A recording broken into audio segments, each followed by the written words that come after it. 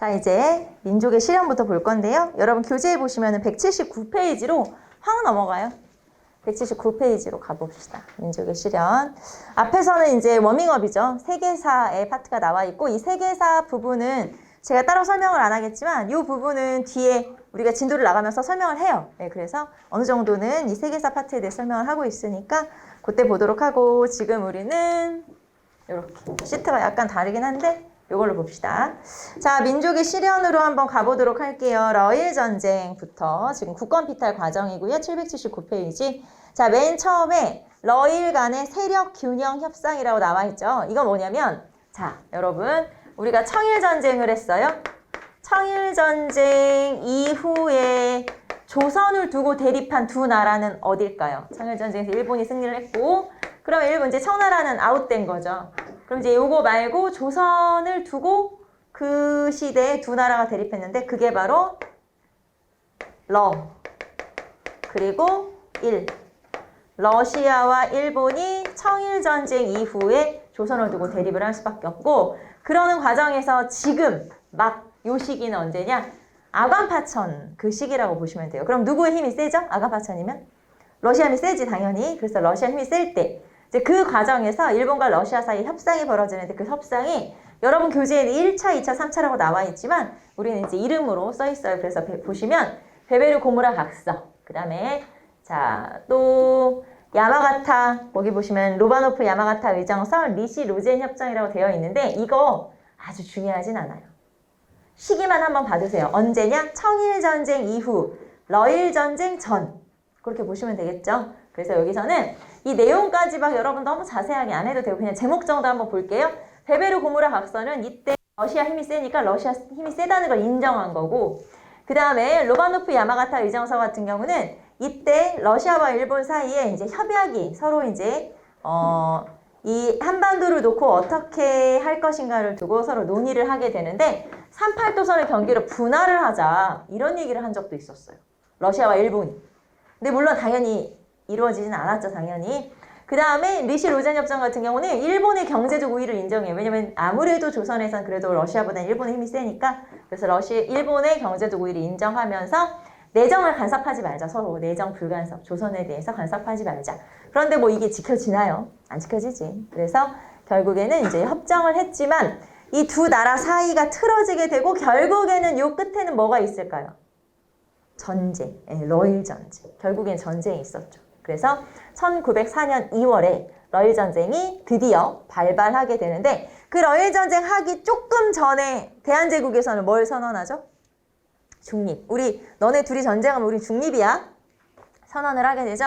그런데 그거를 다 무시하고 일단 러일 전쟁이 일어났고 그리고 나서 일본이 조약을 강요한 게 바로 한일의정서. 그래서 한일의정서를 체결하게 되죠. 자, 그래서 여러분이 한 장 넘겨보시면 780페이지에 제1차 영일동맹이라고 나와 있어요. 제1차 영일동맹이라는 건 러시아의 남하를 견제하기 위해서 제1차 영일동맹을 체결하고요. 자, 그 다음에 이 러시아가 압록강 입구를 무단 점령하게 되는 사건이 벌어지게 돼서 이 용안포 사건이라는 게 어떻게 보면 러일 전쟁의 배경, 원인이라고 보시면 돼요. 그게 바로 요 용안포 사건이고 자, 러시아가 압록강 근처의 땅을 군사기지를 만들려고 했었던 거예요. 그러니까 일본이 발끈하겠죠? 그래서 일본과 러시아 사이가 대립을 하다가 결국에는 일본이 러시아 함대를 기습 공격하게 돼요. 왜 청일전쟁도 먼저 공격했잖아요, 일본이. 그래서 왜 우리 운용호 사건 이런 것도 막 먼저 공격하지 않아요? 그래서 또 러시아를 먼저 이제 공격을 하게 되고 결국에는 전쟁이 일어나게 되는데 이때 러일 전쟁이 딱 일어났을 때 전 세계적으로 다 어느 나라가 이길 줄 알았냐면 러시아. 왜냐면 그때 러시아 워낙 강대국이었으니까. 그런데 어디 있는지도 모르는 조그만 아시아의 저기 조그만 나라가 승리를 하게 된 거예요. 전 세계가 깜짝 놀랐어요. 심지어는 이란 같은 나라에서는 뭐라고 했냐면 일본을 배우러 가자. 그래서 어떻게 이겼지? 그러면서 그 정도로 이 러일 전쟁에서 일본이 이겼다. 물론 청일 전쟁도 마찬가지예요. 청일 전쟁이나 러일 전쟁에서 일본이 이겼다는 건 그만큼 사람들한테는 굉장히 쇼킹한 그런 사건이었어요. 그래서 러일 전쟁도 마찬가지죠. 자, 그러면 러일 전쟁 발발. 자, 일본이 리수령의 러시아 군을 기습 공격하면서 러일 전쟁이 일어났고 우리는 시기만 한번 보도록 할게요. 1904년 2월이고요. 자, 그러면 우리는 이제 여기서부터는 여러분이 뭘 볼 거냐면 국권 피탈 과정이에요. 과정. 자, 그럼 과정은 시험에 뭐가 나올까요? 순서. 그렇지. 순서가 나오죠. 과정이니까. 시험은 순서가 나온다. 그런데 이제 그 순서와 더불어서 뭐가 나오냐? 사료가 나오겠지? 자, 여러분 교재 보시면은 자, 781페이지부터 보시면 한일의정서 그리고 제1차 한일협약 넘겨보시면 우리가 알고 있는 을사늑약 그리고 왼쪽에는 뭐 가스라 테프트 비략 그리고 2차 영일동맹, 포츠머스 조약 이런 거 나오죠? 그 다음에 오른쪽에 보시면 을사늑약 그리고 한일신협약 자, 이렇게 여러 조약들이 지금 나와 있는데 시험에는 이런 사료를 제시하고 다음과 관련된 뭐 조약에 대한 설명으로 옳은 것을 골라라. 그런 식의 문제가 출제가 되겠죠. 그래서 여러분 지금 교재마다 부분마다 사료를 제시한 건 사료가 또 그만큼 중요하다. 알겠죠? 사료가 또 꽤 중요하구나라는 걸 알 수 있고 그리고 통틀어서는 시험에 뭐가 나온다? 순서. 알겠죠? 통틀어서는 순서죠. 자, 그러면 우리는 일제후 국권 침탈 과정 볼까요? 자, 우리 이거부터 나와 있죠. 자, 러시아란다. 대한제국이 국외 중립 선언을 먼저 하죠. 1월에. 그런데 2월에 러일 전쟁이 발발하게 돼요. 자, 여기다 써볼게요. 러일 전쟁 발발. 자, 러일 전쟁이 언제? 1904년 2월에 발발을 하게 돼요. 자, 그러면 러일 전쟁이 딱 일어났어. 그러면서 조선에다가 조약을 강요하게 되는데 그때 강요한 조약이 이거예요. 한일의정서가 자 시기도 한번 살펴보세요. 1904년 2월에 한일의정서가 체결이 되죠. 자 그러면 한일의정서의 내용을 한번 볼게요. 국외 중립선언을 무시하고 원래는 우리 중립이라고 했었잖아요. 우리는 전쟁 안 끼어들 거야. 선언을 했는데 뭔 소리? 완전 무시하고 조약을 체결했는데 자 내용은 이거예요. 군사적 요충지를 사용한다. 그러니까 군용지를 마음대로 쓰겠다. 군용지라는 게 군사적으로 중요한 지역이잖아요. 전쟁이 났어. 이 조선이라고 하는 땅을 내 마음대로 쓸 거야. 그거에 대한 조약이 한일의정서. 뿐만 아니라 여기다 써볼게요. 시설 개선 충고권이라고 하는 게 있어요. 시설 개선에 대한 충고라는 건 내가 이런 거 해달라고 하면 네가 이거 해줘야 돼. 만들어줘야 돼. 그런 거예요. 그래서 어떤 시설이나 이런 것들에 대해서 러시아가 원하면, 그러니까 일본이 원하면 그걸 해줘야 되는. 그리고 결국에는 여기에 들어간 비용이 나중에 우리는 이제 빚으로 떠넘고, 알죠? 앞에처럼 우리가 차관으로 다 떠넘기게 되고. 자, 이런 식의 일들이 벌어지게 돼요. 그래서 한일의정서 한번 보시면 자, 여러분 교재에 보시면은 781페이지에 책을 같이 사료를 보면서 보세요. 거기 보시면은 제 4조에 이렇게 써 있어요. 네, 두 번째 줄에. 자, 군사 전략상 필요한 요충지를 사용할 수 있다. 자, 거기 네 번째 줄이에요. 위에서부터. 조약의 위에서부터 네 번째 줄에 뭐라고 썼냐면 군사 전략상 필요한 요충지를 사용할 수 있다. 자, 이게 군용지 사용. 그러니까 지금 전쟁 중에 내가 필요한 땅은 내 맘대로 쓴다. 요거예요. 그게 바로 한일의정서라고 하는 거고 그 다음에 나머지 이제 이런 내용이 여러분 조금 헷갈릴 수는 있는데 대한제국의 정부와 일본 정부는 상호 간의 승인을 거치지 않고 일본 협정의 취지에 반하는 협약을 제3국가 할 수 없다. 그러니까 너네는 이제 다른 나라와 조약도 체결하지 말아라. 그러니까 외교권이 뺏긴 게 아니지만 이런 식으로 이제 우리를 협박을 하고 있는 거죠. 그게 바로 한일의정서. 자, 그 다음에 두 번째로 가볼게요. 제1차 한일협약.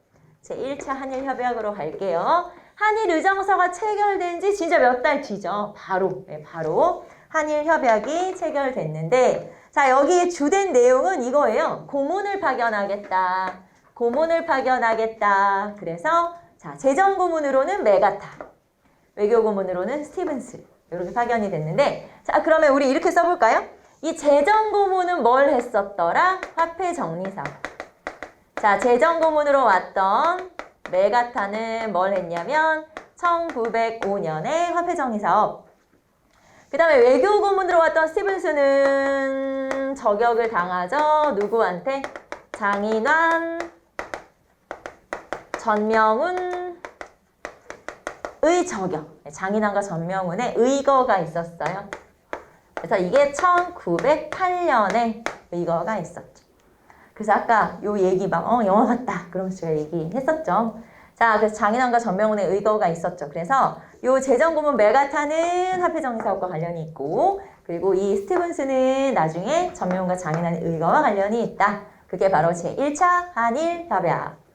자, 그러면 순서대로 하면 한일유정서, 그 다음에 제1차 한일협약 이렇게 체결이 됐고, 자, 그 다음에 이제 우리나라와 맺은 조약으로는 그 다음 을사조약으로 넘어가는데, 이 을사조약으로 넘어가기 전에, 자, 여기 보시면 가스라테프트 미략이 체결되죠? 가스라테프트는 일본과 미국이 가스라테프트 미략이니까. 자, 그 다음 제2차 영일동맹. 1차 영일동맹은 러시아를 견제하기 위해서고 2차 영일동맹은 이제 영국과 일본이 서로 상호 인정을 해준 거고. 자, 그 다음에 포츠머스 조약은 러일 전쟁에서 드디어 일본이 승리를 했어요. 그리고 나서 우리 전쟁 이겼지? 그럼 너네들이 가진 권리를 다 내놔. 이거죠. 다 나 줘. 그래서 이 러시아가 조선에 대해서 가지고 있던 권리들을 가져간 거예요. 네, 그게 바로 포츠머스 조약이죠. 자, 그럼 봅시다. 다시. 자, 가스라테프트 미략이 체결됐는데 내용은 간단하게 말하면 이거예요.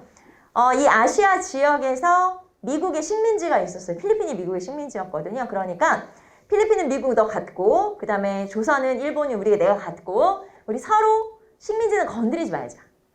쳐들어가지 말고 서로 건드리지 말자. 그러니까 서로의 식민지를 상호 인정해줬다 이렇게 볼 수 있죠. 그래서 미국이 일본 편을 들어서 지배권을 승인했는데 우리가 이거 몰랐잖아요. 알죠, 여러분? 이거 모르고 체결한지 모르고 을사조약 체결됐을 때 어떻게 했어요?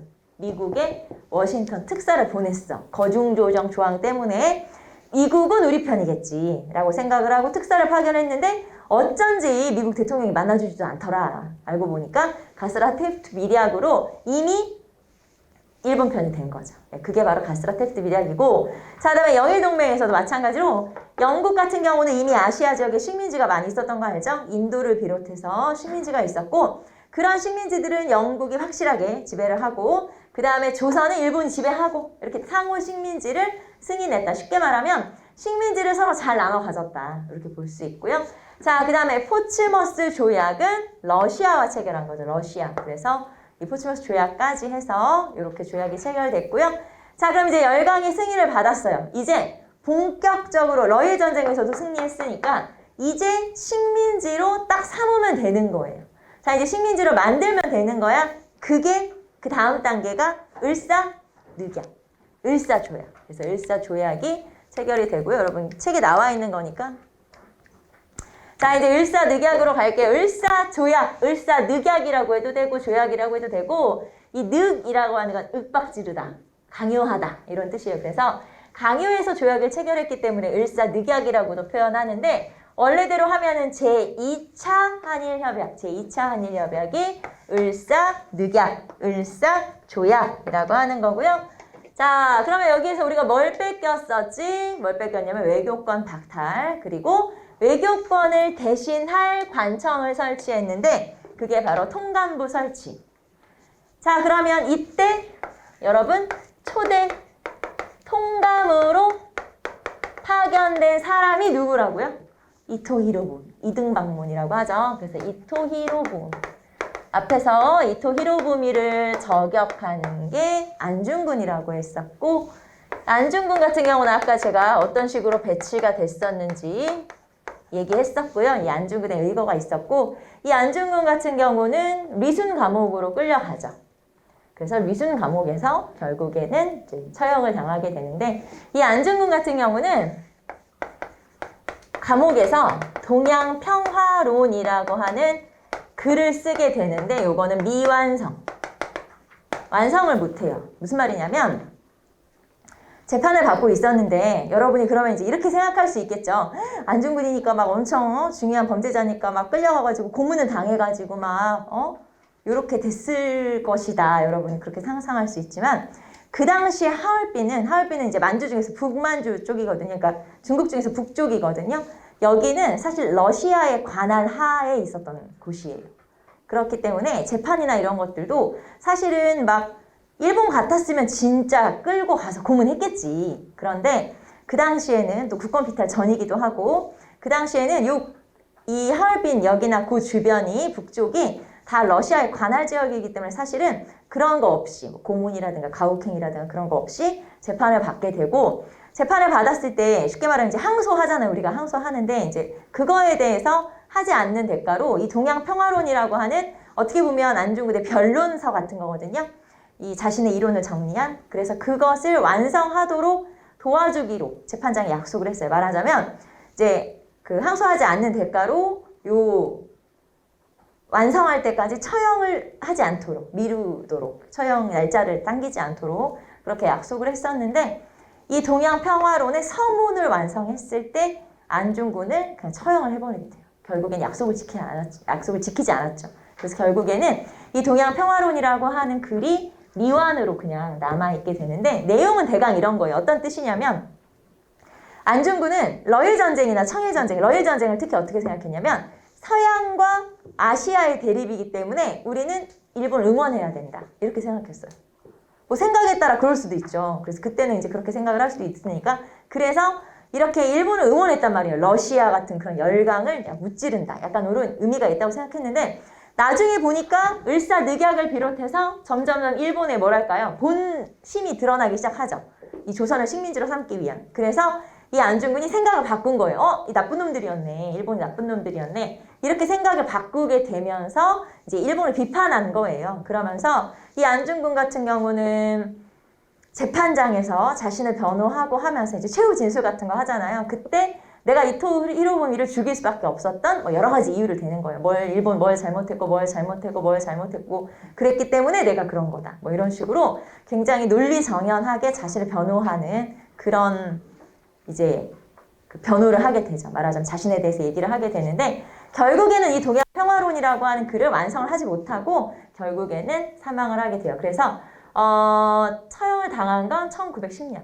1910년에 사망을 하게 되죠. 그래서 안중근 선생이고 더 좀 뭐랄까요? 안타까운 거는 안타깝다고밖에 표현할 수 없는 게 이 일제시대에 안중근 선생의 아들을 일제가 포섭을 해서 그 안중근 선생의 아들은 표현이 좀 그렇긴 하지만 이제 친일 행각들을 하게 돼요. 쉽게 말하면 이제 너무 괴롭혔기 때문에 이 사람은 나중에 어떻게까지 하냐면 이토 히로부미의 아들에게 가서 사죄를 하겠단다. 뭐 이런 식의 이제 퍼포먼스죠. 말하자면 그런 것들을 하기도 하는 게 안중근의 아들 안준생이라는 사람이에요. 그래서 아버지와는 좀 다른 인생을 살게 됐는데 글쎄요. 어쩔 수 없었다고 말을 해야 되는 건지 아니면 저항했어야 되는 건지 그거는 제가 그 입장이 아니니까 말을 할 수는 없죠. 그렇죠. 우리가 어떻게 어떤 사람에 대해서 너 그때 목숨 걸고 싸웠어야지 그 얘기를 어떻게 해요? 내가 어떤 입장이 될지 모르는데 그거는 제가 볼 때는 너무 앞서 나가는 거고 그렇게 말을 할 수는 없죠. 자, 하지만 어쨌든 그런 일이 있었다는 게 사실이기 때문에 제가 이제 여러분한테는 그런 일이 있었다라고 말씀을 드리는 거고 자, 어쨌든 안타깝게도 그런 일이 있었죠. 자, 그 다음에 그리고 또 안중근이 처형을 당할 때 그러니까 감옥에 갔을 때 이 안중근의 어머니는 또 굉장한 여자분이셔서 안중근한테 뭐라고 했냐면 변명하지 말고 죽으라. 네 죽음은 너 한 사람의 죽음이 아니기 때문에 변명하지 말고 죽으라. 그렇게 말을 하기도 해요. 그러니까 굉장히 어머니로서의 그런 강인함도 있고 자식에 대한 안타까움도 있었을 텐데 그래서 안중근 의사를 생각하면 저는 어머니가 생각이 먼저 나고 그 어머니의 발언이 생각이 나면서 약간 이제 좀 찡해지죠. 당연히. 그러면서 이제 아들을 생각하면 안타깝고 뭐라고 말을 해야 될지 모르겠고 약간 그런 일들이 있었어요. 자, 어쨌든 요 안중근의 이토 히로부미 저격까지 다시 한번 여러분하고 설명을 했고요. 자, 그 다음에 우리는 이제 넘어가 봅시다. 자, 을사늑약이 체결되자 헤이그 특사를 파견하게 되죠. 이거 연도가 정확히 하면 6월이에요. 헤이그 특사를 파견하게 되고 자, 헤이그 특사가 누구누군지를 그러면 체크해야 되겠죠. 여러분 책에 헤이그 특사 파견 한번 볼까요? 이준, 이위종, 이상설. 이준, 이위종, 이상설. 그래서 헤이그 특사 체크를 한번 해보세요. 이준, 이위종, 이상설. 자, 우리가 헤이그 특사는 제가 잠깐 페이지를 좀 찾아볼게요. 앞에서 우리가 사진이 나왔었는데 제가 그냥 넘어갔었기 때문에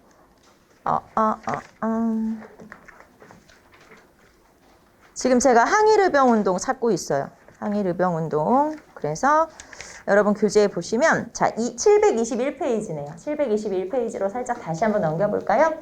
자, 거기 보시면은 헤이그 특사가 나와 있어요. 여러분 고종황제에 대응해서 동그라미 3번에 헤이그 특사 파견이 나와 있죠. 거기에 사진도 나와 있어요.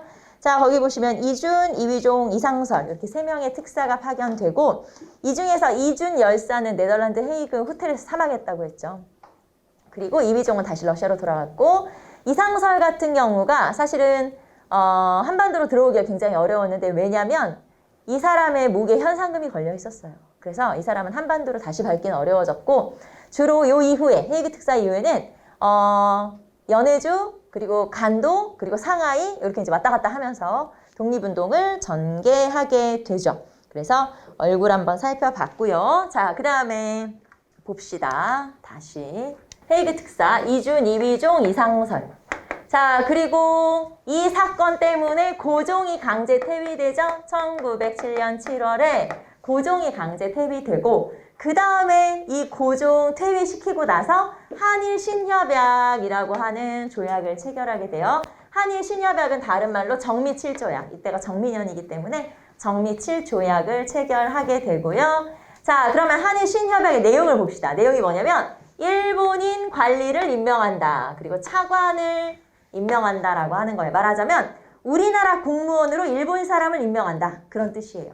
그리고 그거는 이제 차관이죠. 차관이라고 하는 건 장관 밑에 차관이기 때문에 이 사람은 사실 실무를 담당하는 거잖아요. 그래서 이 한일 신협약 같은 경우는 내정을 간섭 수준이 아니에요. 이제는 내정을 장악, 내정을 장악해버렸다.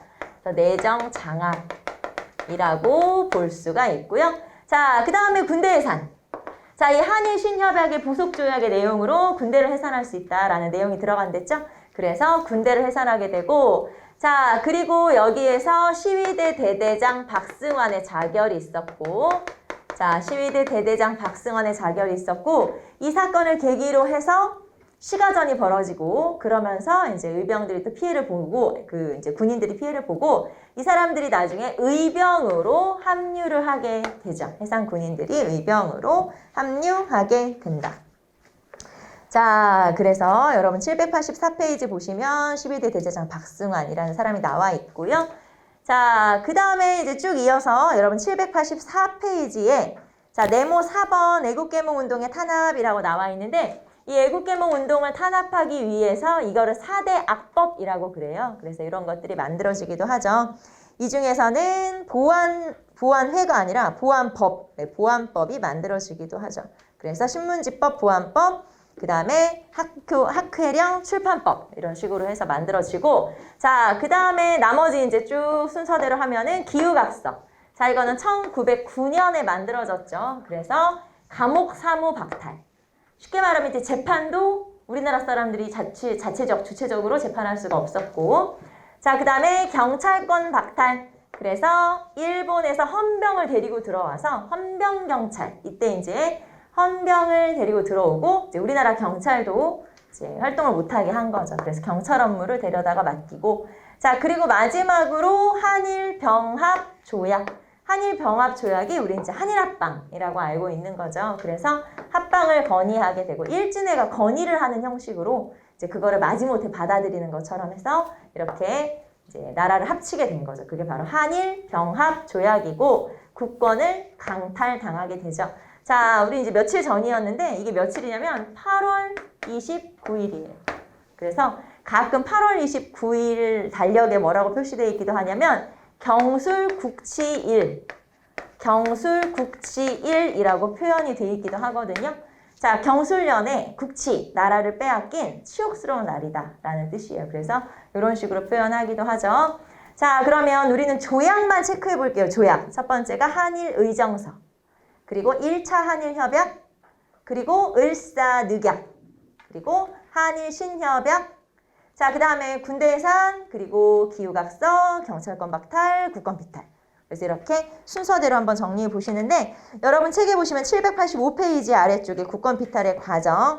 자, 조약과 사건만 한번 쭉 나열해 놓은 거죠. 한일의정서, 1차 한일협약, 그리고 을사조약, 한일신협약, 군대해산, 기후각서, 경찰권 박탈, 그리고 한일병합조약까지. 이 한일병합조약이 체결되고 이제 발표가 된 날이 아까 경술국치일이에요. 그래서 1910년 8월 29일 드디어 이제 일제시대가 돼버린 거죠. 말하자면 그게 바로 경술국치일이다 라고 하는 거고, 자 그러면 이제 나라를 빼앗겼어요. 자 이제 그 다음 단계는 뭐냐, 이제 식민통치 단계죠. 그래서 식민통치로 가보도록 합시다. 이거 이제 조약들이고, 자 조선 총독부부터 볼까요? 자 그러면 이제부터 나라를 다스리는 핵심 기구, 중심 기구가 바로 조선 총독부라고 하는 건물이고, 이 조선 총독부는 통감부가 그대로 총독부로 이어졌겠죠. 그래서 혹시 여러분 총독부 건물이 어디 있었는지 알아요? 총독부 건물? 총독부 건물은 지금은 없애버렸어요. 지금은 없애버렸지만 원래 어디 있었냐면 경복궁 알죠? 광화문 알죠? 광화문이 정문이잖아요. 그 광화문으로 이제 우리가 들어간다고 생각해 봅시다. 광화문 열고 딱 들어가면 그 앞에 약간 45도 쪽으로 나서 거기 안에 건물이 있었어요. 쉽게 말하면 남의 나라 건물 안에다가 그 안에 있는 여러 가지 건물들을 때려 부시고 거기 안에다가 총독부 건물을 만들었던 거예요. 그러니까 총독부 건물 위치부터 얼마나 좀 잔인하죠, 당연히. 그래서 그게 바로 총독부고, 여러분 교재에 787페이지 사진이 나와 있어요. 맨 위에 사진 나와 있죠. 이게 조선 총독부 건물이에요. 이 조선 총독부 건물은 1995년에 역사 바로 세우기, 김영삼 정부였어요. 역사 바로 세우기로 없애버렸어요. 해체를 해버렸죠. 그리고 지금 현재는 저기 위에 첨탑 같은 거 보여요? 이렇게 동그랗게 돼 있는 첨탑 위에 뾰족한 거, 그것만 지금은 독립기념관 있죠. 천안에 있는 독립기념관에 그것만 보존되어 있어요. 그리고 건물 자체는 그냥 때려 부셔버렸죠. 말하자면. 그러니까 요 건물은 이제 정확히 말하면 언제 지어졌냐면 1926년에 완공을 했어요. 그러니까 처음에 나라가 막 뺏겼을 때 1910년은 금방 제가 말한 경복궁 안에 있었던 건 아니고 원래는 통감부가 남산 쪽에 있었거든요. 그래서 거기를 총독부로 사용하다가 새로 건물을 멋들어지게 지은 거예요. 서양식으로 지어서 그 건물이 바로 이제 요 건물이고, 요 건물은 1926년에 완성이 돼서 1995년 사라질 때까지, 해체될 때까지 존재했었고, 일제시대가 끝난 다음에는 박물관으로 사용을 했었어요. 중앙청으로 사용하다가 뭐 박물관을 사용하다가 그러다가 이제 아예 없애버리게 된 게 바로 조선 총독부 건물인데, 아까 말했던 것처럼 잔인하게도 남의 나라 궁궐 부시고 그 안쪽에다가 이런 통치 기구를 만들었다는 건 참 안타까운 일이죠. 저는 이제 여러분보다 훨씬 오래 살았으니까 저는 봤죠, 당연히. 전 95년에도 사람이었으니까 당연히. 그때, 그러니까 95년 전에도 경복궁에 가면 총독부가 있었다는 거잖아요. 본 적이 있었어요. 저는 어렸을 때도. 그래서 좀 희한하다. 왜 이렇게 궁궐에 이런 건물이 있지? 약간 이렇게 생각을 했었는데 알고 보니까 총독부 건물이었고, 그리고 90년대면 여러분 그런 거 알아요? 90년대면 일본 학생들이 우리나라로 수학여행 같은 걸 많이 오던 시대였어요. 80년대, 90년대. 우리나라 같은 경우가 이제 90년대 넘어가면서 중국으로 수학여행도 가고 하잖아요. 이제 그 시대가 바뀌었지만 예전에는 일본이 우리나라보다 먼저 발전이 되어 있었으니까 일본 학생들이 우리나라에 수학여행 같은 거 오고 하면 그 코스 중에 하나였다고 생각해 보세요. 기분이 어땠을까, 일본 학생들. 우리가 일본 학생들로 수학여행을 갔는데 외국에 우리나라의 식민지였던 나라에 건물이 있다. 그럼 기분이 되게 자랑스럽지 않겠어? 근데 그런 표정들이 얼마나 많이 있었겠어요. 그러니까 이제 이 건물은 그런 의미, 여러 가지 의미가 있었겠지만 없애버린 거죠. 이 건물을 없앨 때 되게 말이 많았어요. 없앨 것이냐, 보존을 할 것이냐, 뭐 어떻게 옮길 것이냐. 심지어는 어떤 얘기도 나왔냐면 이건 실현 가능한지는 저는 잘 몰라요. 건축 쪽이 아니니까. 땅을 깊게 파서 건물을 밑으로 넣고 밟고 다니자. 그래서 그렇게 말한 사람들도. 그게 가능한 일인지 저는 잘 모르겠어요. 그게 건축적으로 가능한지 모르겠는데 그렇게 말하는 사람들도 있었어요. 그때 95년 그 당시. 근데 이제 결론은 없애자. 이렇게 나온 거죠. 그래서 결국에는 없애버리게 된 거죠. 자, 어쨌든 조선 총독부인데, 자, 그러면 조선 총독부가 있다는 건 총독이 있다는 거잖아요. 우리나라를 통치하는 가장 대표적인 인물이 총독인데, 총독은 누구냐? 자, 여기 보시면 일왕의 직속이에요. 그러니까 일왕의 직속이라는 건 뭐냐면, 일왕이 있고, 일본을 다스리는 통치권자가 있고, 그러니까 일본 수상 말하자면은 총리가 있고, 그 다음에 조선 총독이 있다는 거예요. 그래서 그 정도로 일본 수상과 거의 대등한 말하자면 그 정도의 권한을 가지고 있어서 모든 권한을 다 가지고 있는 거예요. 입법, 행정, 사법, 군사 모든 권한을 다 가지고 있는 그런 사람이다. 그런데 현역 대장이나 대장 출신자 중에 임명했다는 건 무슨 말이냐? 군인 출신을 임명했다. 왜냐하면 그래야 무자비하게 통치를 할 수 있기 때문에 군인 출신이다 라고 하는 뜻이고요. 자, 그 다음에 입법, 사법, 행정, 군대 다 모든 권한을 다 가지고 있었어요. 자, 그리고 그 밑에 이제 정무총감, 경무총감 뭐 등등등 이런 이제 직책들이 있으면서 나머지 기구들이 있었고요. 아, 그 다음에 787페이지 자문기구 중에 중추원이 있어요. 중추원. 우리 중추원 되게 많이 들어봤어요. 중추원 우리가 어디서 들었냐면 고려시대 중추원도 있었고, 그 다음에 우리가 최근 들어 들은 거는 독립협회에서 의회식 중추원 관제. 그러니까 국회를 만들려고 하는데 이름을 중추원으로 하겠다. 그래서 의회식 중추원 관제가 있었고, 대한제국 시기에도 황제의 자문기구로 중추원이 있었고, 그 다음에 총독부가 있을 때 요 일제시대도 자문기구로 중추원이 있었고, 물론 여기서 자문기구라고 하는 거 보니까 여기에 참여한 사람들은 대부분 누굴까요? 뭐 말 안 해도 친일파 당연하지. 친일파죠. 그래서 실제로 3.1운동 전에 요 회의가 한 번도 열리지 않아요. 자문회의가 한 번도 열리지 않았다라고 하는 거고. 자, 그러면 우리는 이제 헌병 경찰 통치로 한번 가봅시다. 자, 일단 요거를 좀 나눠봐야 되겠죠? 봅시다. 자, 일제시대는 일제강점기. 일제강점기는 1910년부터 1945년까지니까 35년간이죠. 자, 요 시기를 우리는 크게 세 개의 시기로 나눌 수가 있어요. 1기, 2기, 3기. 뭐 이제 이렇게 구분을 할 수도 있고, 그냥 뭐 10년대, 20년대, 30년대로 나눌 수 있는데, 자, 1기는 1910년부터 1919년까지 이 시대를 우리가 무단통치라고도 하죠. 무단통치라는 건 말 그대로 무자비하게 그리고 함부로 이렇게 통치하는 거. 자, 2기 두 번째 시기는 1919년에서 1931년까지고요. 요 시기는 문화통치라고 하죠.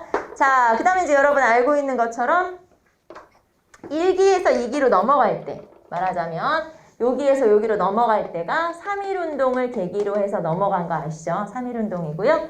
자, 그 다음에 3기는 1931년에서부터 1945년이니까 좀 길지. 그래서 이 시기를 우리가 뭐라고 하냐면, 자, 이 시기를 민족말살 통치라고 그래요. 말 그대로 민족성을 말살시키기 위한 통치다라고 하는데, 자, 그러면 2기에서 3기로 넘어가는 시기에 요 운동은 뭐냐? 여기다 써볼까요? 여기는 바로 만주사변이라는 게 있었어요. 요게 이제 우리가 3기 하면서 다시 자세히 설명할 건데, 어쨌든 만주사변을 계기로 해서, 자, 3.1운동을 계기로 해서 1919년 3.1운동을 계기로 해서 10년대에서 20년대 통치방식 넘어가고, 그 다음에 만주사변 31년에 있었던 만주사변을 계기로 해서 20년대에서 30년대로 넘어가요. 이렇게. 그래서 요 3.1운동과 그 다음 만주사변이 곧 딱 기점이 된다. 변환점이 되는 거죠. 자, 그래서 이런 식으로 10년대, 20년대, 30년대 구별하는데, 자, 그러면 이 일제시대에서 시험의 포인트? 시대를 구분하는 거. 그러니까 이 어떤 사건이나 어떤 뭐 법령이나 이런 것들이 10년대 거냐, 20년대 거냐, 30년대 거냐 이렇게 구별할 수 있으면 되는 거예요. 그래서 여기는 구분하는 게 가장 중요하다라는 걸 알 수 있고요. 자, 그러면 이 10년대 통치 방식. 자, 여기 보시면 1910년에서부터 19년까지죠. 자, 무슨 통치? 무단 통치. 무단. 무슨 뜻? 함부로. 이런 뜻이에요. 함부로. 그러면서 막 공포 분위기를 조성하는 거예요. 함부로 막 통치를 하면서 무섭게. 그래서 이때를 또 다른 말로 뭐라고 하냐면 헌병 경찰 통치라고 하죠. 헌병 경찰 통치라고 하는데, 이제 군대를 갔다 온 남학생들은 헌병이 뭔지 알겠지만 이제 여학생들은 헌병이 뭔지 모르니까 헌병은 그냥 뭐라고 생각하면 되냐면 군대 내의 경찰. 군인들 잡으러 다니는 경찰. 이렇게 생각하시면 돼서 그냥 우리가 알고 있는 일반 경찰보다 조금 더 무섭다, 무자비하다 이렇게 볼 수가 있고, 그 사람들을 데려다가 일반 국민들을 다루는 경찰 역할을 시켰다는 건 훨씬 더 조금 강압적 통치다라는 걸 알 수 있는 게 바로 헌병경찰 통치. 자, 그래서 전국의 헌병경찰에 헌병보조원을 배치했고 경찰 업무를 담당하게 하는데, 단 그러면 이 시기에는 헌병경찰만 있었을까요? 있을까요? 보통 경찰도 있었을까요? 헌병 경찰만 있다? 아니면 아니다. 여기 헌병도 있고 헌병 경찰도 있고 보통 경찰도 있다. 어느 쪽이냐면 후자. 이 시기에는 헌병 경찰만 있는 건 아니에요. 보통 경찰도 있긴 한데 워낙 헌병의 역할이 커. 그리고 헌병 경찰은 그냥 우리가 알고 있는 헌병 경찰의 역할만 하는 게 아니에요. 우리 경찰의 역할은 보통 뭐라고 생각하면 치안. 그런데 이 시기에는 치안만 담당하는 게 아니에요. 그럼 뭐해? 그러면 이런 거 여기 보시면 경찰도 하고 경찰 업무는 기본으로 하고 여기에다가 의병 색출, 첩보 수집, 막 이제 정보를 모으는 거기에다가 검사 사무, 검사면은 이제 어떤 사건을 처리하는 역할도 하는 거죠. 이제 그런 역할도 하면서 삼림, 나무죠, 나무 감독, 숲도 감독을 하고 세금도 걷어. 심지어는 헌병경찰이 세금도 걷고 일본어 보급도 해요. 그러니까 단순히 그냥 도둑 잡는 일을 하는 게 아니에요. 헌병경찰은 이 전반적인 국민들의 생활에 대해서 두루두루 간섭하는 그런 역할. 알겠죠? 그래서 심지어 이랬대요. 이 헌병경찰 통치 이 시기에는 예를 들면 이제 길거리에 뭐 또는 집 주변에 청소가 안 돼 있다. 너무 더러워. 그럼 헌병경찰이 와서 때렸다는 거예요. 그리고 왜 남자들이 여름에 보면 이렇게 우통 벗고 이렇게 돌아다니면서 뭐 할 수도 있잖아요. 근데 그러면은 그 뭐라 그래 경범죄 막 이런 거 있잖아. 그런 것처럼 막 우통 벗고 돌아다니는 남자들을 막 와서 때리고 그랬다는 거야. 그러니까 이게 그냥 단순히 도둑 잡는 치안이 아니고 전반적인 생활에 대한 규제? 약간 이런 걸 담당했던 게 헌병경찰 통치다라고 볼 수 있고요. 자, 그럼 이제 지금 제가 설명한 건 여러분한테 이런 거야 라고 이해를 하라는 거고 시험에 나오는 건 이거지. 이런 것들을 통해서 1910년대구나 라는 걸 알 수 있는 거예요. 그래서 어떤 걸 알 수 있냐? 범죄 즉결례, 범죄 즉결례. 그 다음에 경찰범 처벌 규칙. 그 다음에 조선 태형령 이런 걸 통해서 이런 거 나오면 1910년대구나 라는 걸 바로 알 수 있죠. 그래서 여러분은 이런 법령들을 좀 알아주시면 되고 자 범죄 즉결례 뭐겠어? 지금으로 하면 이제 즉결처분권 같은 건데 자 원래 범죄자가 범죄를 저질러요. 그럼 어떻게 해야 돼? 이제 조사를 잡았지. 경찰이 잡았어. 그럼 어떻게 해야 돼? 조사를 해야지. 재판에 넘겨야지. 기소를 해야지. 그럼 재판을 또 한 번만 하는 거 아니죠. 막 뭐 1심, 2심 하잖아요. 그렇게 해서 판결이 났어. 그럼 이제 경찰서로, 감옥으로 보내는 거야.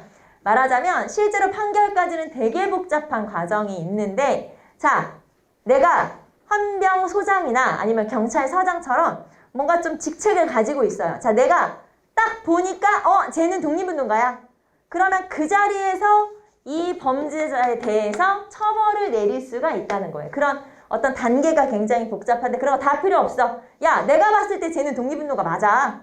그럼 처벌해도 된다는 거죠. 그래서 일정 권한을 가진 사람이 바로바로 처벌을 내릴 수 있다. 즉결 처분권이 지금으로 하면 그게 바로 범죄 즉결례. 그러면 이거는 지금으로 하면 뭐 인권이 어쩌고 저쩌고 하면서 난리가 나겠지. 근데 이게 가능했다. 왜냐하면 무단 통치니까.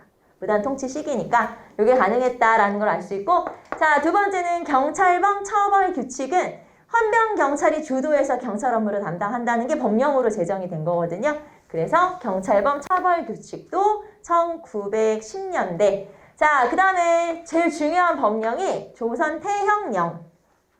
자, 여러분 교재에 조선 태형령의 사료가 또 나와 있어요. 자, 3월 이하의 징역 또는 구류에 처할 자는 그 정상에 따라 태형에 처할 수 있다. 여러분 태형이 뭔데요? 태형이 왜 조선시대 형벌 중에서 태장, 도, 유, 사 있죠.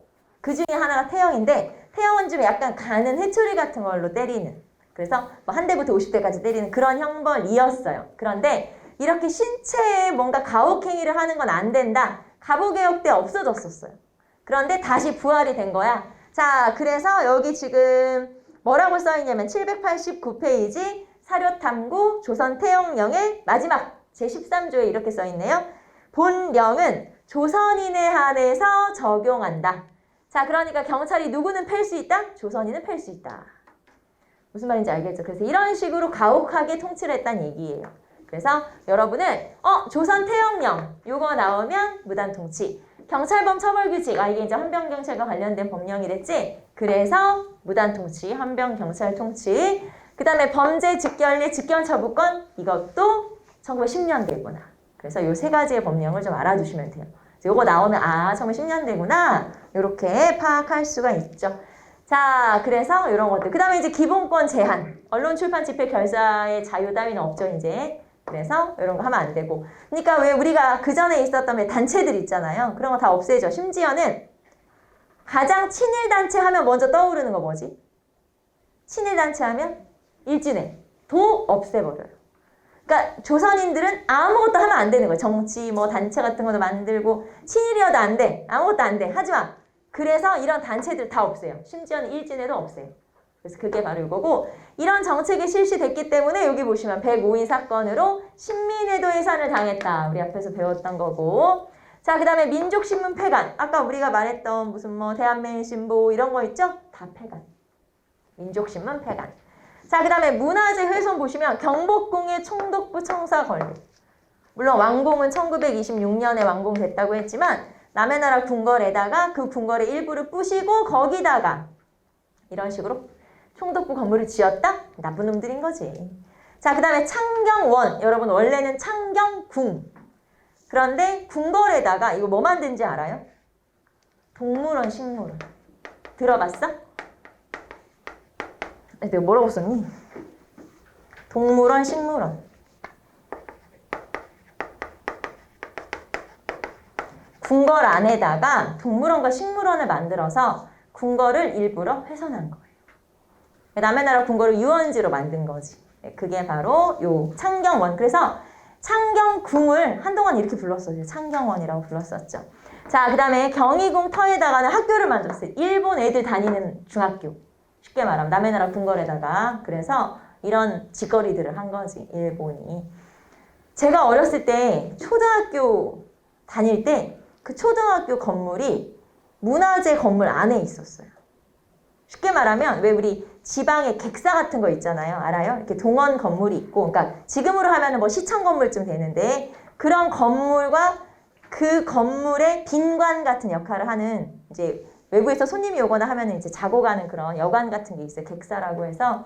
그러니까 그런 동원 건물과 객사 건물이 옛날에 이제 중요 지역에는 다 있었거든요. 그런데 일제시대 일본 애들이 그런 문화재에다가 초등학교를 세운 거예요. 일부러. 왜냐면 초등학생들 막 다니면서 다 훼손하고 낙서하고 막 그러라고. 그래서 그런 문화재 옆에다가 초등학교를 지음으로써 일부러 그 문화재의 정신이라든가 아니면 이 모습을 훼손하도록 만들었는데 제가 다니던 초등학교가 그 건물 안에 있었어요. 그러니까. 그래가지고 맨날 지금 생각해보면 예전에 수령이 업무를 봤던 그런 건물이야. 동원 건물이야. 근데 거기 맨날 올라와서 놀았지. 낙서하고. 당연히 몰랐으니까 그냥 옛날 건물이 하나 있네? 이렇게만 생각한 거지. 그래서 그 건물에 선생님들이 물론 못 가게 하죠. 그런데 다 들어가서 울타리가 쳐져 있긴 해요. 근데 뭐 울타리 따위는 나에겐 상관없잖아. 들어가서 막 다 놀고. 그리고 이제 화산지, 왜 우리 창호지 같은 걸로 이렇게 붙여놓잖아요. 그러면 그거 다 뭐 하겠어? 다 구멍 뚫고 다 그렇게 하고 놀았지 뭐. 뭔지 몰랐지. 알고 보니까 그게 문화재 건물이었던 거예요. 지금은 제가 예전 다녔던 초등학교를 다시 가보니까 다 복원이 돼 있고 초등학교로 옮겨졌더라고. 문화재이기 때문에 당연히 그렇게 됐다. 그게 원래 정상이었지만 어렸을 때는 이제 그랬다는 거지. 그래서 이런 식으로 문화재 훼손 중에 하나예요. 제가 금방 말한 사례도 그런 일들이 있었던 거죠. 자, 그러면 이건 헌병 경찰 통치예요. 자, 두 번째로 가봅시다.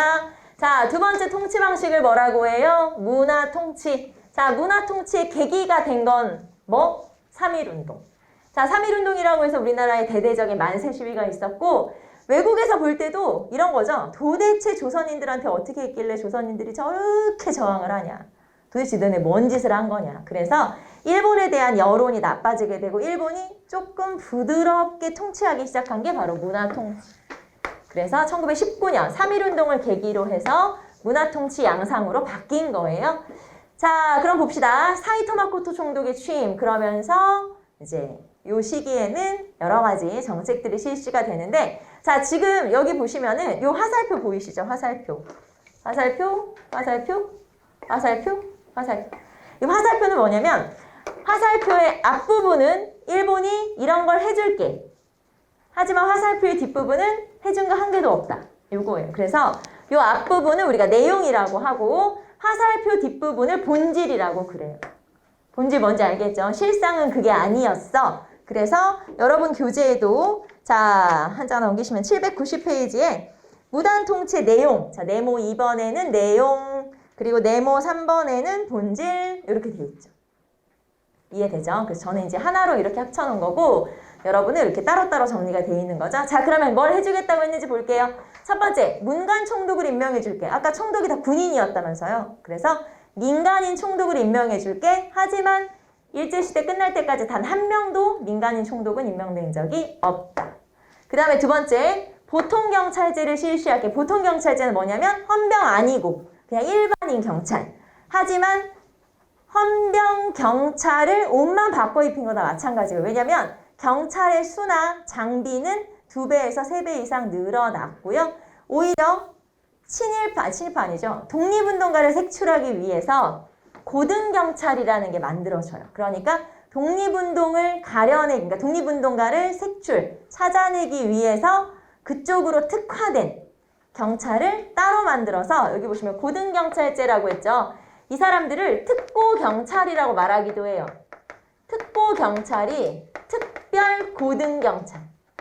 특별고등경찰. 그래서 말 그대로 독립운동가 색출을 뭐라고 할까요? 좀 특화되어 있는 그것만 하는 그런 사람들. 자, 그래서 보통경찰제를 실시할게 하지만 제대로 시행한 건 아니죠. 자, 그 다음에 동아일보나 조선일보처럼 민족신문 발행을 허가할게. 자, 민족신문 발행을 허가해서 실제로 동아일보, 조선일보가 만들어지죠. 하지만 여러분 사진의 790페이지 왼쪽 맨 아래 사진을 한번 보세요. 요거 신문. 자, 그런데 신문인데 뭐가 많지? 다 빈칸이야. 왜 빈칸이냐면 기사를 검열, 삭제. 자, 무슨 말이냐면 자, 신문 내기 전에 총독부 와서 검사를 맡아. 그래서 딱 검열을 해요, 기사. 그러면 기사 검열을 하다 보면 야, 이거는 빼라 이렇게 삭제를 시킬 거 아니야? 그러면은 그때 바로바로 새 기사를 메꿀 수가 없기 때문에 그냥 이렇게 빈칸으로 나가는 거예요, 신문이. 이렇게 이제 헝헝하게 말하자면 신문이 빈칸으로 나가는데 자, 이런 게 쌓이다 보면 안 되겠다. 너는 정간, 아니고 너는 아예 폐간. 이런 식으로 신문을 마음대로 했었다는 얘기죠. 그래서 처음 만들어질 때는 동아일보나 조선일보가 의도가 굉장히 좋아요. 신문이 나름대로 민족 정신을 가지고 만들지만 나중에 가면은 이게 점점점 그런 성향을 띠게 돼. 나 아무 말도 안 했다. 그런 성향을 띠게 된다. 알겠지? 그런 성향을 띠게 돼. 저는 아무 말도 안 했어요. 하지만 여러분 뭔지 알지? 숨겨진 뜻을 알지. 행간을 읽었지. 그니까. 자, 그리고 동아일보나 조선일보는 여러분 100주년 된 거 알아요? 작년에 두 신문 다 100주년을 맞이하게 되죠. 1920년에 만들어졌으니까 100주년이 됐어요. 그래요. 할 말은 많지만 하지 않겠다. 자, 그 다음에 제2차 조선교육령이라는 게 발표가 되면서 자, 대학 교육을 허용해 줄게 라고 했어요. 그래서 이제 조선인도 대학을 갈 수 있게 됐어. 근데 문제는 대학이 없어. 대학이 없어요. 대학 교육을 시켜줄게. 대학이 없어. 그래서 야, 너네 대학을 안 만들어줄 거면 우리가 만든다? 그게 바로 밀립대학 설립운동. 사립대학을 설립하기 위해서 모금운동을 전개하는데 일본은 또 이거 못하게 해. 야, 이거 독립운동이야. 안 돼. 그래서 이거는 방해를 하면서 결국에는 실패하게 되고 그 대신에 대학을 하나 만들어줘요. 그게 경성제국대학. 경성제국대학이라는 대학이 만들어지게 되는데 이 경성제국대학은 지금의 서울대학교의 후신이에요. 근데 이제 우리가 알고 있는 서울대학교의 그 약간 표현이 좀 그렇긴 하지만 수준이 있잖아요.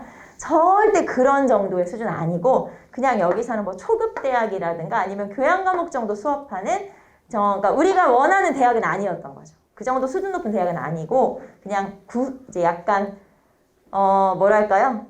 이제 구색을 맞추기 위한 뭐 그런 그래서 어떻게 표현하기도 하냐면 고급 친일파를 양성하기 위한 학교였어. 그렇게 표현하기도 해요. 그래서 그게 바로 경성제국대학이고 시기 한번 체크해 보시고요. 자, 그 다음에 나머지 본질 볼까요? 자, 도평의회나 부면협의회를 만들겠다. 자, 도평의회와 부면협의회는 말 그대로 이제 주민 자치를 하게 해주겠다라고 약속을 한 건데 알고 보면은 형식적인 지방자치제였을 뿐이고 실제로 정치에 참여하거나 하는 건 아니라는 거 알죠? 실제로 정치에 참여할 수는 없었고 여기에 참여하는 이 사람들은 다 그럼 누구냐? 거의 친일파였겠죠? 그래서 제대로 뭔가 정치에 참여하거나 하는 건 아니었다는 거. 자, 그 다음에 중요한 법이 하나 나왔어요. 여러분이 요거는 연도를 외우시는 게 좋겠죠? 치안유지법이라고 하는 법을 만들었어요. 자, 일본이 사회주의를 탄압하기 위해서 법을 하나 만들었는데 그 법을 가지고 조선의 독립운동가들도 다 처벌하게 돼요. 예를 들면 나중에 조선어학회라고 해서 왜 한글 사전 만들다가 걸린 게 있었어요. 그래서 사람들이 막 처형당하기도 하고 했던 사건이 있었는데 조선어학회 사건이 치안유지법을 위반한 거예요. 치안유지법은 원래 사회주의자를 처벌하려고 만든 법이다. 그러면 조선어학회는 사회주의랑 관련이 없어요. 그러니까 무조건 독립운동가를 색출하는데 다 이용을 한 거죠. 그래서 어쨌든 치안유지법이라고 하는 사회주의를 탄압하기 위한 법이지만 이게 나중에는 독립운동가를 색출하는데 그냥 다 쓰이게 된다라고 하는 거고 그 다음에 1920년대에 특히 일본이 두드러지게 활동했던 건 이거예요. 친일파를 육성한다. 그래서 앞에서 우리가 그런 얘기 했었죠. 이광수, 최남선 이런 사람들 다 변절했어. 이런 얘기 했었는데 이 변절자들이 등장하기 시작한 시기가 20년대부터. 서서히 이제 변절자들이 나타나기 시작한 거거든요. 그래서 친일파들이 많아지기 시작한 거예요. 말하자면. 그리고 그런 친일파들을 일본이 일부러 육성을 한 거죠. 말하자면. 그래서 요 친일파 육성에 또 매진하기도 했었다라고 하는 거고 지금 제가 얘기한 친일파 육성에 대한 건 791페이지에 7번 친일파 양성이라는 하는 거기에 중간에 사료 나오죠. 여기 읽어보면 친일파를 육성하기 위한 방법이 써 있어요. 이런 데다가 이렇게 해가지고 이렇게 돈을 막 지원해가지고 친일파를 육성하는구나. 이렇게 그래서 친일파 육성과 관련된 내용이 나와 있기도 하죠. 자, 그래서 치안유지법 체크 한번 해봤고요. 자, 우리 민족말살 통치가 있는데 이건 조금 설명이 길어서 우리 잠깐 쉬었다가 이어서 민족말살 통치로 가도록 할게요. 잠깐 쉽시다.